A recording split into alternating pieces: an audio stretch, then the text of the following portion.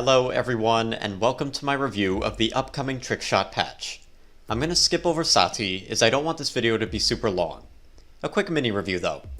I feel she is the first character in a while to not have an obnoxious aspect in her kit. However, due to this, she feels a bit weak. I would also like to say that Sati is the 5th champion they've released this year in back-to-back updates. While I am all for us getting new and fun champions, I'm starting to worry the devs might be pushing quantity over quality. A few of the champs this year, Octavia, have had very similar abilities to that of previous champs, and I wonder if that's due to the lack of time being put into these new characters. I feel that Paladins should have taken a breather after Champion 50. I think rushing characters will end up overwhelming new and old players. Honestly, I think the game would benefit a lot from a patch solely dedicated to bug fixing, or a patch with a new map/game mode. I will bring these issues up again at the end of the year. I plan to make a follow-up video to my 16 things I want to see from Paladins in 2021. Okay, so new battle pass, Nightfall. Skins for Skye and Corvus. Two champs who have not received a skin in a while, so kudos for that. Both look great. Paladins does Halloween skins really well in my opinion, so it's no surprise. On top of the two skins, the only other notable item here is a Bomb King MVP pose. On top of the Battle Pass goodies, we are also getting a new Grok MVP pose and Buck emote through the Trials of the Realm. Here's hoping the challenges aren't stupid this patch. Okay, new LTM previews, what do we got? Cosmic Death. Genos moves at the speed of light or as fast as time and space will allow him. Genos only mode with extremely increased ultimate charge rate and blazing fast movement speed. Then we got Rom Page. All Rom, all Chaos. Wreak havoc across the realm with all players as Rom, featuring decreased cooldowns across abilities and ultimate. Claws Out. Tired of getting sniped from a mile away? Come on down to Claws Out, featuring all Kogos with claws without energy drain alongside decreased agility cooldown and damage. These all sound pretty fun. Since the Pick Any LTM, a lot of the LTMs have been kind of lame to me. The recent Hunter v Hunter was a snooze fest. Continuing on with standalone skins this update. This new race skin is the best one of the patch in my opinion, and surprise surprise, it's not in the battle pass and instead in an RNG loot box. I don't like this new approach to the skins. The loot boxes in Paladins are horribly overpriced. Not gonna harp on that since I've already talked about it before. We also have the Revenant skin for Torvald, a recolor of his Berserker skin and... Oh my god, what went wrong here? This looks horrible. I really appreciate the devs trying to give Torvald another skin, but this is so ugly, and it doesn't even match the splash art. Also, it's in another RNG chest. I would be so disappointed if I got this from a 400 crystal chest. Just saying. Okay, last up for the skins, our bounty store exclusive for this patch, Barebones Dredge. Okay, I lied. Maybe this is the best skin of the update. It's such a simple concept, but it works so well for Dredge. Some players might have issues with this skin though. Well, two issues in particular. That being that there is no unique voice pack for the skin, and the weapon is an altered version of his Merrymaker launcher. I can see some people having critiques with this by calling the skin lazy. Me personally, I love seeing a new spin on some of the older skins in Paladins. I like the Merrymaker weapon a lot better than the default, so I'm happy to have another version of it. Maybe an unpopular opinion, but I look forward to see what old skin or weapon will get an updated version. The Bounty Store exclusives remind me a lot of the recolor skins we used to get in the open beta days, and ultimately, I think it's a great way to give a forgotten champ a newish skin without divulging a lot of resources. Wrapping up skins, we got two new gold skins, Inara and Ceres. Prepare to see every Ceres main rocking the gold skin, since everyone and their brother seems to have Ceres over level 50. Oh yeah, we also get a cool new mount. One of the Skye whales from Ascension Peak. Such a cool concept, I'm actually shocked this wasn't made earlier. In addition to the cosmetics, we also get some new LGBT themed player icons. These include genderqueer, gender fluid, demisexual, agender, polysexual, and straight ally. This combined with Sati being the first LGBT champion, and it's shaping up to be a great patch for inclusivity and acceptance. Before you comment, yes I know Fernando is technically gay, but taking a character who is overly flirty towards women and then years later quickly saying he's gay in a stream does not count. Sati has actual lines in-game showing her preference, so I consider her to be the first LGBT champ. Besides the LGBT icons, We're also getting 10 community-made Halloween-themed avatars. These all look great.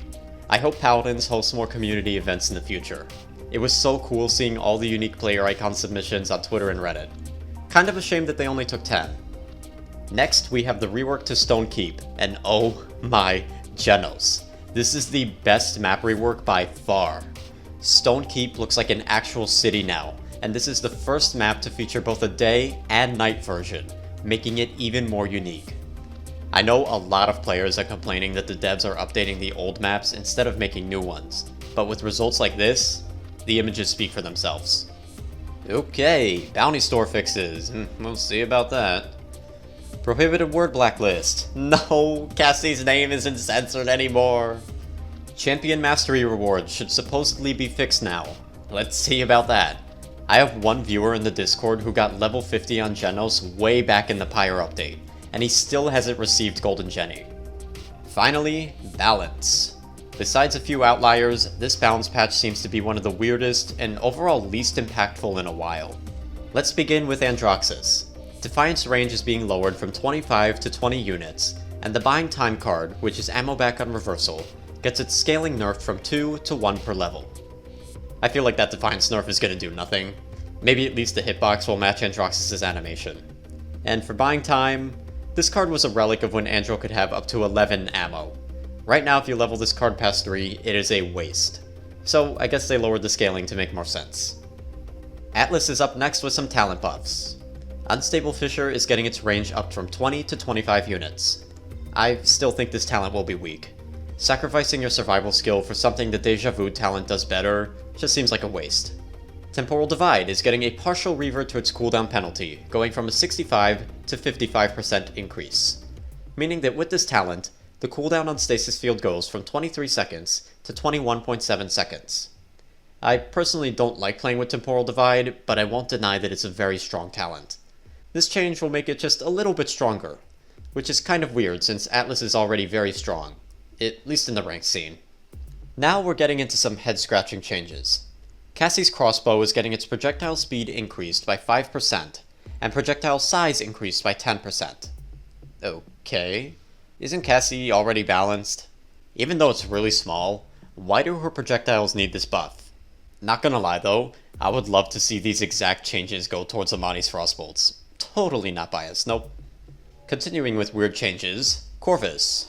The officer's pistol is getting its damage upped from 70 a shot to 74 a shot, and the effective range of the gun goes up from 110 units to 125. Guys, Corvus already has the highest damage per second in the support class, with 1000 DPS. With this upcoming buff, his DPS will go up to 1057. Not a huge increase, but did Corvus need this? Oh, and the projections cooldown refund for when you don't teleport is going up from 1 to 2 seconds. That's pointless, but okay. The dev notes on these changes are just as confusing. Corvus is slightly underperforming in areas not surrounding his healing output. Isn't it the other way around, where his healing output is one of his core issues? After over a year since her last balance updates, Eevee is finally getting some love. The time before you blink is being reduced from 0.2 to 0.1 seconds. Never have I been so happy about a 0.1 second buff. It sounds weird, but I've been killed so many times mid-blink. With this change, Eevee's blink feels more responsive and will definitely be more reliable. On top of that, the Over the Moon talent's bonus damage is going from 20% to 25%, meaning your weapon shots will deal 1062 damage, up from the previous 1020. This actually does change a few key breakpoints in duels. For example, you can now 2-shot champions with 2100 HP, whereas previously, you would need 3 shots to kill them. While a nice buff, I still think that Over the Moon will be Eevee's least played talent. After a patch of suffering with this nonsense, Fernando's Aegis is getting a slew of well-deserved nerfs. The resource required to bring up the shield goes from 15% to 20%. The base regen rate of the shield has been cut by 11%.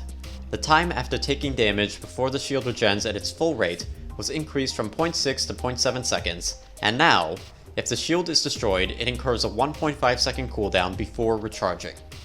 This talent has single-handedly made Fernando my least favorite champion to fight in this past patch.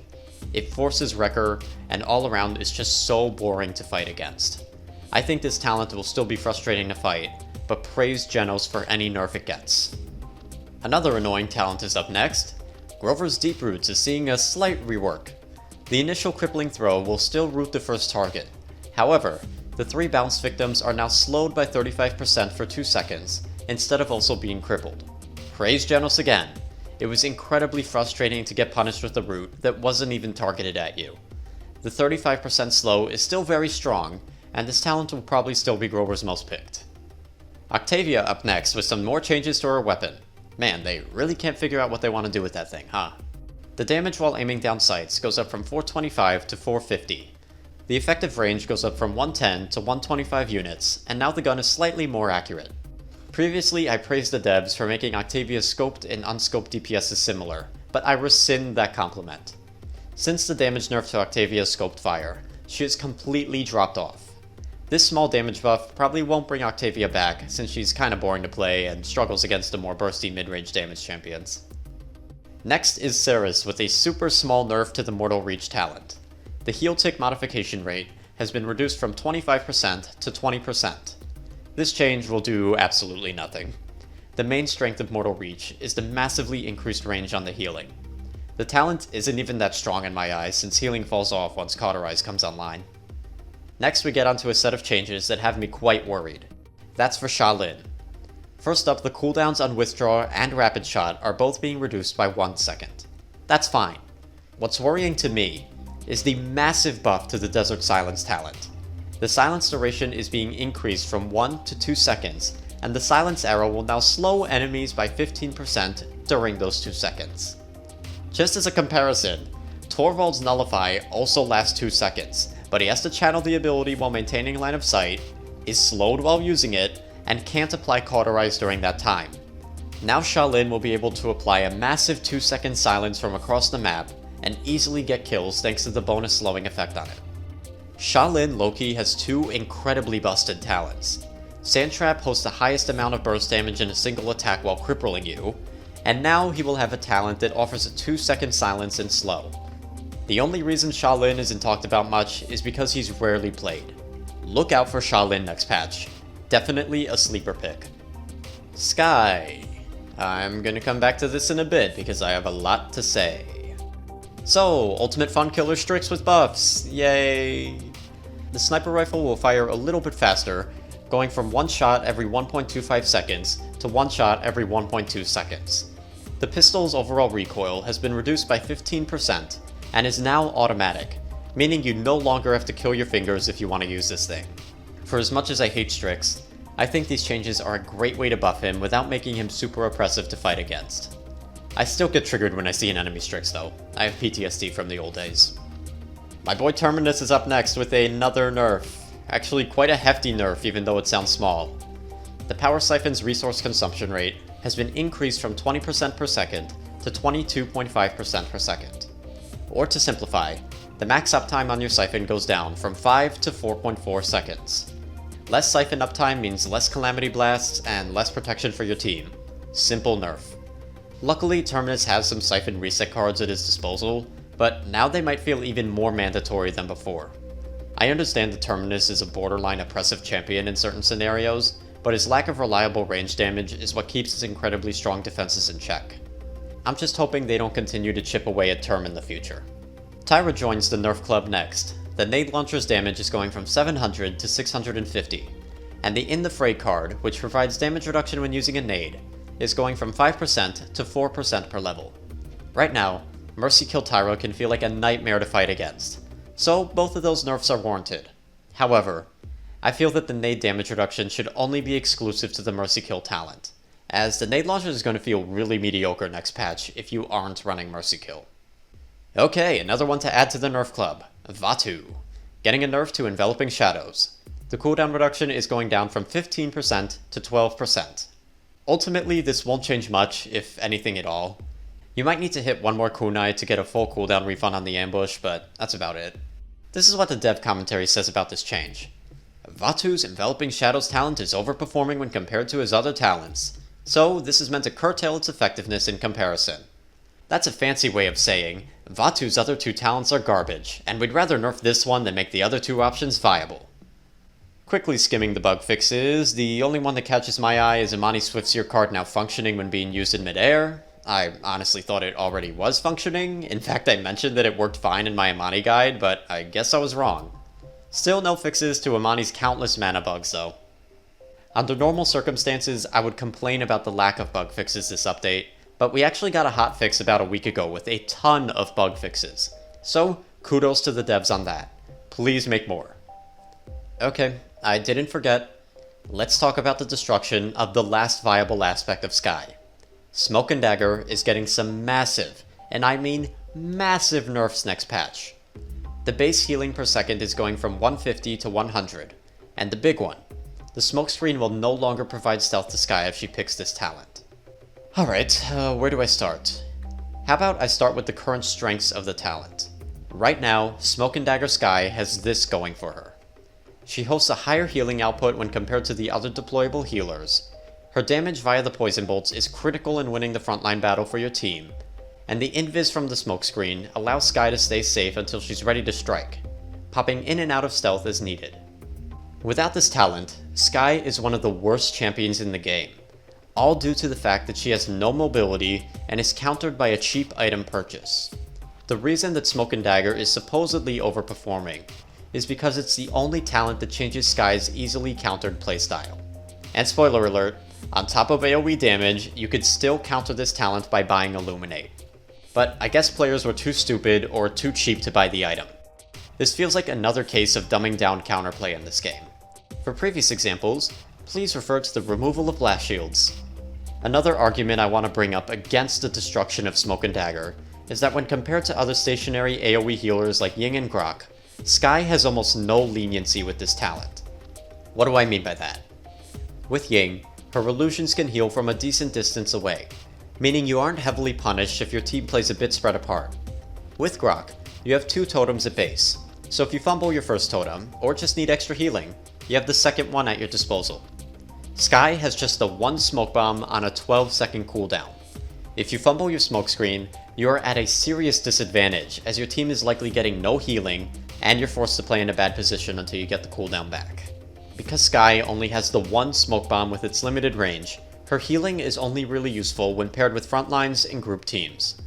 Playing Smoke and Dagger Skye with a spread out team is the equivalent of throwing. Grok and Ying, while not optimal for those situations, would play a lot better. In my opinion, it's because of that distinct weakness that Skye's Smoke and Dagger had the benefit of a higher healing per second. With healing vapors capped, you would heal for 457 a second, higher than Ying's 250 and Grok's 300. Now, you will be healing for 400 a second, and at that point, why not just pick Grok?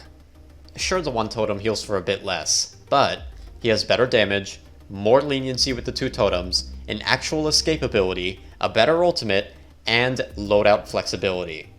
Did I mention that Smoke and Dagger Skies have almost zero loadout options?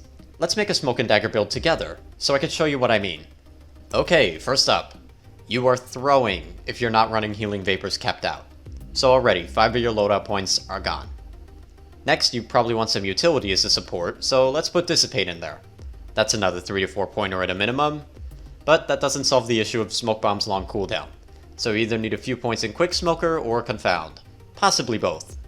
And at that point, all you're left with is 1 or 2 points for your filler card. I guarantee you that lots of Smoke and Dagger builds look something like this. Almost all the other healers can have variety in their builds.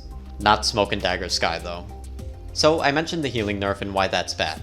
But what about the removal of stealth? Why is that an issue?